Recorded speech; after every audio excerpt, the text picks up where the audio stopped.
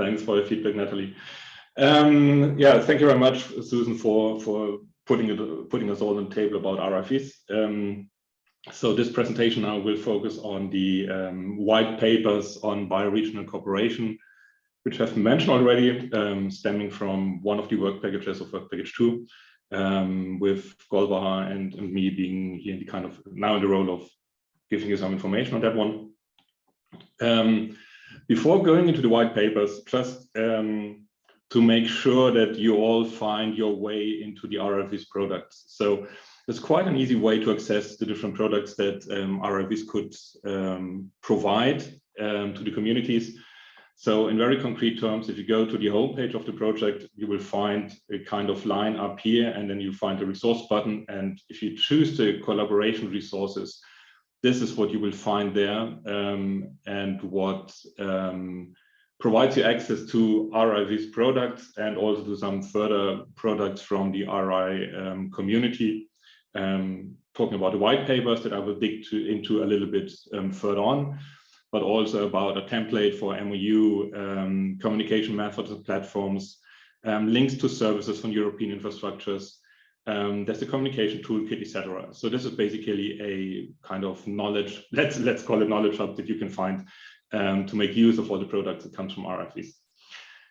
So going a little bit into the white papers. So what are they for, and what are they intended to basically provide as a benefit to the community? So these white papers provide obviously recommendations towards cooperation between Europe and then 3 different regions on a global level, targeting 2 broader stakeholder groups, one of them being the decision makers on the policy side, and secondly, research infrastructure representatives. So these are the groups that we intended to help with these papers. And the way we did is basically building on the experiences and competences out there in building cooperations between European infrastructures and infrastructures or their counterparts on other regions. So these papers are a platform for experts to speak up and to provide their voices. We had multiple interviews with experts bringing in their idea on what they see in terms of bottlenecks, in terms of potential for future developments, in terms of recommendations. And we brought them all together in this white paper. So saying this is not basically RI-VIS opinion, but this is what the experts out there that are working on infrastructures and have been working for years on this topic bring to the table, and what they think what should be recommended to policymakers and research infrastructure representatives. I'm gonna dig into one of them just to give you an insight into what's in there and how it works. And so there's no further detailed reason why I took the Latin American and Europe one. You will find basically, obviously, other recommendations in the other 2 papers, but the general approach and the outline is quite similar. And that's why I chose one of them and here the Latin American one. So what you will find in there is, for most of you, basically, this very first 2 pages are the most interesting one, which is the summary. This basically explains or tells you all the story about recommendations with that very region. And all the other parts, they provide you with some further insight into how we get to these kind of recommendations. So you will find some information about, obviously, the role of research infrastructures and what they are and how they create impact. You will find some background information on scientific collaboration across borders and the relevance for international cooperation. A status quo on the cooperation, in that case on Latin American and European RIs, and where they stand and what they are at the moment, how they have developed. And then there are some examples, some very concrete, let's say, showcases, best case examples from different infrastructures that illustrate what works and what already works in the real world in the best cases. And all this information then leads to the recommendations and best practices, to the challenges and bottlenecks, and to advice for policymakers and funders, and also to some information on the opportunities and areas of growth in that region.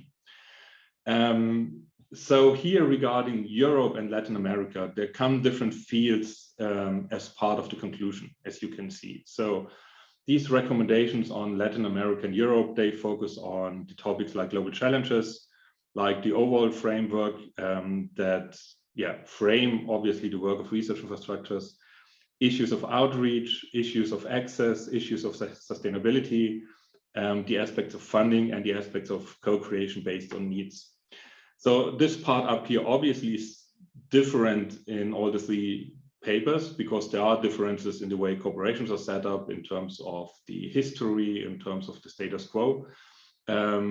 But it's basically the bigger chapter explaining on what comes out in terms of recommendations and the advices and the ideas that experts would have towards how to further develop infrastructure in cooperation. And these white papers are backed up by a list and examples of RIs, the list of experts that we have interviewed with some background information on them, and also who's interested in some further reading. So this includes also some information on RI-VIS products, but also other mapping activities like the RIScape report that has been taking place in the RIScape project. And this is then all included in Appendix B. So that's what the white papers look like, and that's what you can expect or cannot expect then if you had other expectations towards what you find in these white papers. In case of Latin America, these are the concrete recommendations. So this is now basically talking about page 1 of the white paper, the executive summary. This is the main part to read on a short note.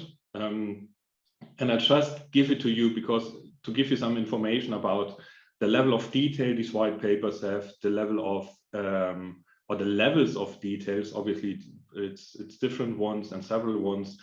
The range of topics to be addressed, the differences between recommendations towards RI representatives and policymakers, etc. So this is illustration of that one. In terms of Latin America, the recommendations address the rationale and the global challenges, putting out that first and foremost scientific priorities must be aligned between the parties participating in the collaboration. And it also comes up with the point that getting involved with already existing initiatives that promote bi-regional collaboration helps a lot. So here it mentions the EULAC, RES Infra, the EULAC Permit. So I know there's some representatives here in this meeting as well. And we have obviously, we ourselves have kind of picked up these recommendations and brought these recommendations and also towards these initiatives. And the third point being brought up in terms of rationale is the trust issue and the challenge of building trust and building on trust if you want to provide a improvement in cooperations between infrastructures, which is basically the opening the entrance door towards cooperations. So one further recommendation addresses then the framework and pointing out that it is important to keep in mind that there are significant differences or can be significant differences in terms of legal, ethical, and funding framework issues that have to be taken into account and have to be addressed incorporated into any kind of cooperation and strategic approaches. In terms of outreach, it points out that European RI should place more emphasis on outreach activities in Latin America. So this is a request towards engagement of European RIs, but it also states that there's a need to understand that Latin America's researchers are not as familiar with the concept of open access research infrastructures in the European sense. So it's a communication issue, obviously, making clear that what takes place in Europe is different of what takes place in Latin America, and that there's a need to raise awareness and also raise information about the significance and the benefits of research infrastructures. So interestingly, there's a recommendation that could basically say why we would need a project like RI-VIS coming up. The access part, this may come a little bit from the pandemic situation. Think about ways to collaborate virtually, such as making RI tools available through remote access. And the sustainability part, to look into signing official agreements that place a priority on long-term sustainable collaborations, which is obviously a recommendation saying what takes place on a very practical level needs some kind of legal framework underpinning it. If we have a look now on the recommendations toward policymakers and funders, there are two major aspects. So one is the funding issue, and the second one here brought up being the co-creation based on needs issue. In terms of funding, it brings up that, and we had this a little bit in some other recommendations before, that the benefits of research infrastructures may need to be clearly conveyed. But this obviously also includes now the funders level and the policymakers level. And to do so, the example of prominent RIs may be leveraged as a success story to illustrate to policymakers on both sides the advantages and the benefits to be generated. It addresses the point of core funding to ensure intrinsic stability over a period of several years. But it also addresses the idea of small grants of funding opportunities for bilateral collaborative research projects being needed just to push it forward and just to set an incentive and a nucleus for new corporations. Then also addresses European policymakers and asking them or recommending to reaching out to Latin American governmental organizations, while also asking for political engagement and RI collaborations being important. So this falls together. So basically asks for not only the scientific level being engaged, but also the policy level being engaged, so that we have a kind of joint understanding and joint way forward in addressing Latin American partners in the field of research infrastructures. So the last point, focusing on co-creation based on needs. First saying funding calls originating from Europe should promote projects that incorporate Latin American colleagues. So this is again a recommendation rather focusing on the European side. And then also pointing out that co-funding is another option which allows countries from different regions to put money in a common pot for ambitious transnational projects. So this basically asks for funding on eye level with an engagement and a commitment of both sides and funders from both sides and both regions to successfully enable and work taking place on eye level between the partnerships. So this is, as I said, what provides the Latin American one. You will find, as I said, different recommendations for the other two, but also ranging on different levels and also providing different expertises and different viewpoints on how to develop recommendations. So what we aimed at is obviously not only providing then these recommendations and hoping that they may be of some use somewhere in this world, but we actively aimed at getting them people to use them and make use to their own benefits and really help to move corporations between regions forward. And we had different approaches to that one. So one of the main approaches was the integration of the white papers and these international symposia. So you will get some further information on the international symposia afterwards in another presentation. But just stating that we had in these 3 days or 2 day symposia specific sessions to discuss these recommendations with stakeholders on different levels. So in terms of Latin America, you can see here the participants we had on the panel, again, reaching obviously different regions, different countries, different levels of expertise, just to see if these recommendations how they are perceived by the people taking the decisions, obviously, and by the people operating research infrastructures. And if you want to, these panel discussions, they are still available on YouTube, on the RI-VIS YouTube channel, and provided with some insight into what has been discussed. But in general terms, what I found quite promising is that most of the recommendations are very well in line with what other experts that have not been interviewed for the papers see in as challenge, as bottleneck, and as opportunity towards cooperation. So next to these discussions we had during the conferences, where we provided the papers to all participants, obviously, of the conferences, They are also available on the open access platform Zenodo. So having last checked on Friday, we had about 2,400 views, and we had about 1,900 downloads of all 3 white papers in total. So which illustrates there's an interest in these white papers. Obviously, we don't know who downloaded it, but it's just another piece of the puzzle of providing these recommendations towards the stakeholders that are supposed to use them and to pick it up. Lastly, well, in addition to discussing this and providing it to the participants of the conferences, and also to putting them online on Zenodo, we engaged actively with multiple initiatives and asked them to well, both spread them within the community, but also to pick them up onto their own needs. And with a basic idea of saying, we're gonna use levels of trust already established. So specifically looking now on the bottom right side, where we have the RI-VIS consortia. So the idea being that the single infrastructures can pick them up and also use them together with their counterparts in the regions, and together with the persons they have built trust with already, which seems to be a more efficient way of getting these papers picked up than on a level of just a formal level with people not having been working together by now.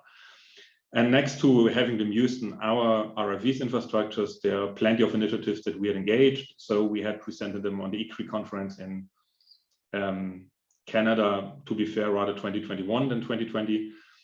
We had provided them to different RISE initiatives or cluster projects in the environmental science field and the life science field. We have provided them to enrich the network of industry liaison officers, where we're going to have a coffee session now, what they call coffee session, which is basically a discussion panel and short discussion session. REST Infra, the EU-LAC project, is one example that has picked it up or is discussing it currently now. And it's also been provided to the ERIC forum and the Catalyst one. And we have also discussed it with the executive master in management of research infrastructures, where we had a session with in the communication module, which basically is intended to help also the ones being trained on the research infrastructure management to already pick it up and make up their minds about how they would like to deal with research infrastructure cooperation. To sum it up in a very short way, so we have provided these recommendations, and we know that they have been picked up in different initiatives and different projects and bilateral activities by now. We tried our best to get them sustainable and sustainably provided beyond the RI-VIS projects by the different activities that are shown. But actually, obviously, they are just providing a snapshot of 2021. So it would be really interesting to see what's going to happen now in the next years and how these recommendations could be developed then further on, because the status 2026 obviously will be different than 2021, and new challenges will come up and new recommendations will be required. So having said that, thank you very much for your attention, for being there, for the ones having contributed to the papers as well. Thanks for your help, and open for any questions if there are any. Thank you very much, Sven. We do have one question already from Esther Rodriguez, who has, thank you for your presentation. For the co-funding mechanism with LAC, is there any preference for the instrument? IRANET, ad hoc EC calls for proposals, bilateral agreements, or other? And maybe, Sven, you could answer this question, but if anybody else wants to contribute, please raise your hand. I can give it, I could try to give it a start here, yes. I'm not, to my knowledge, there has been any specific preference in given in the white paper. To be honest, I would need to check in that sense, because obviously it comes from a recommendations of one of the experts we have interviewed. So maybe this expert has specifically brought up a specific instrument, but I think on the level of recommendations, it rather goes for just consider the co-funding is a major instrument and an important one. and the concrete instrument then may differ from case to case. And I would be really, I'm hesitant to provide a concrete recommendation on the best instrument, because this is a case-to-case decision from my perspective.